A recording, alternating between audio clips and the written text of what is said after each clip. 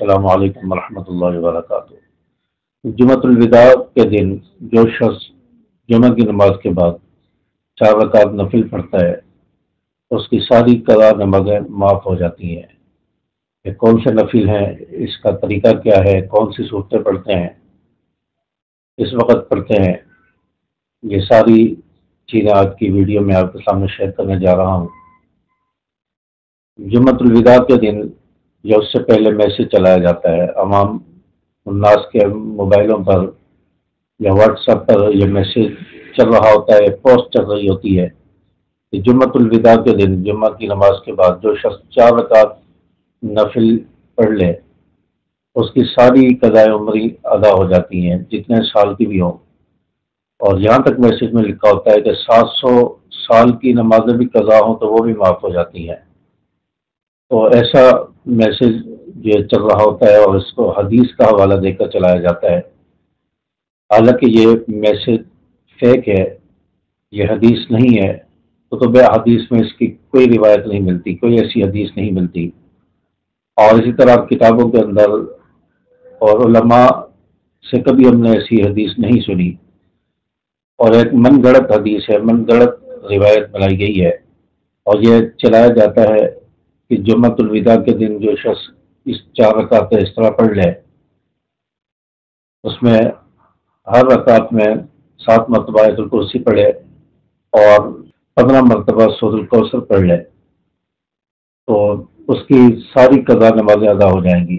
یعنی 4 رکعت نماز کی نیت باندھے، ہر رکعت میں سورۃ الفاتحہ کے بعد 7 مرتبہ آیت الکرسی پڑھے اور 15 مرتبہ سورۃ الکوثر پڑھے، اس کی ساری قضا نمازیں ادا ہو جائیں گی۔ ایسی کوئی روایت نہیں ہے، یہ من گڑت بنائی گئی ہے، اور اس طرح تو کوئی بھی شخص پورا سال نمازیں نہ پڑھے اور جمعۃ الوداع کے دن آ کر 4 رکعت نفل پڑھ لے تو بدیو ذمہ ہو جائے گا، اس کی ساری نمازیں معاف ہو جائیں گی۔ یہ کیسے ہو سکتا ہے؟ نمازیں تو فرض اللہ تعالیٰ نے قرار دی ہیں، نمازوں کا ادا کرنا ضروری ہے، ان کی قضا ضروری ہے۔ تو اس طرح کے من گڑت میسج کے پیچھے نہ چلا جائے۔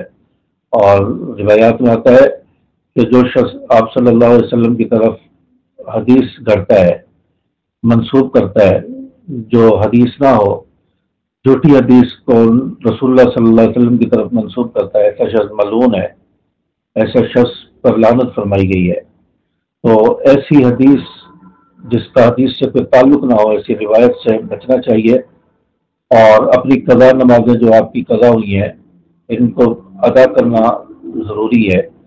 قضا نمازوں کی قضا کرنا ضروری ہے، اور آپ اس کا اندازہ لگائیں کہ ہماری کتنی نمازیں قضا ہوئی ہیں، 1 سال کی ہیں، 2 سال کی ہیں، 6 مہینے کی ہیں، اس کا ایک اندازہ لگائے کہ کتنی ہماری نمازیں قضا ہو چکی ہے، اور ان کا حساب لگانے کے بعد آپ ہر روز اس کی قضا کرنا شروع کر دیں، اور ہر نماز قضا کرتے ہوئے یہ نیت کریں کہ میری جو پہلی فجر قضا ہوئی ہے میں وہ ادا کر رہا ہوں، میری جو پہلی ظہر قضا ہوئی ہے میں وہ ادا کر رہا ہوں، پہلی عصر قضا ہوئی ہے وہ ادا کر رہا ہوں، پہلی مغرب اور عشاء قضا ہوئی ہے وہ ادا کر رہا ہوں، پہلے جو وطر میرے قضا ہوئے ہیں وہ ادا کر رہا ہوں۔